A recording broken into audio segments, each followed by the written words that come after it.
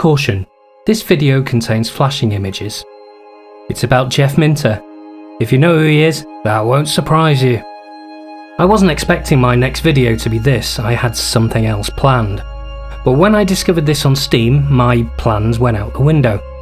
Llamasoft, the Jeff Minter story, is a combination of documentary, artifact store and game library, all in one. It's all about one of gaming's true auteurs, Jeff Minter. Nobody made games quite like him, always frenetic, flashing and full of farm animals. I still find Hover Bother hilarious. The protagonist just going and nicking other people's lawnmowers so he can do his garden and the resulting commentary. It's impeccably presented, full of interviews, factoids, design documents, photos, and of course the games.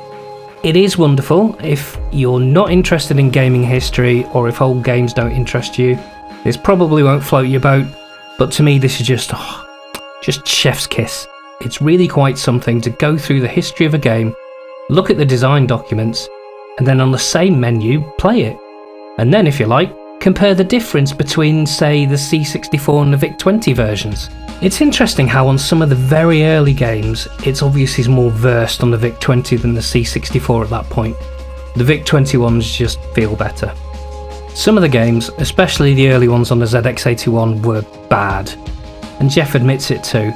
They're still here, warts and all, but when they're good, they're very, very good.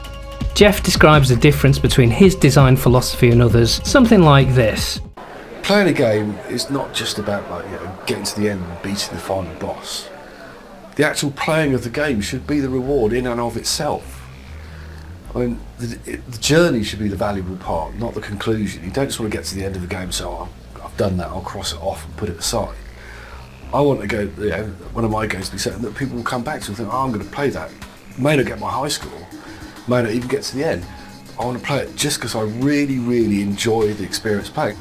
You gotta love that. Some of his games feel really weird at first, but if you stick with them, they're nearly always rewarding. And in this collection, you always have the manual at hand if you're too confused. The games themselves range from his ZX81 titles up to Tempest 2000, which was made in 1994. But it does also include a 2023 remastered Gridrunner, which is great. They have various display options too, so you can show them the way you want to, and all the game keys are conveniently mapped onto your controller. Jeff Minter is a unique game creator. He's still going after all, and this is a beautiful way of displaying his legacy. It's a treasure trove. I mean, yeah, you could argue that you could cover a lot of this with emulators, YouTube videos and Google, and that's probably right to a certain extent, but honestly, it won't feel anywhere near as good. Anyway, I just wanted to say I love this, and if you have any interest in the man himself, this is definitely for you. Till next time.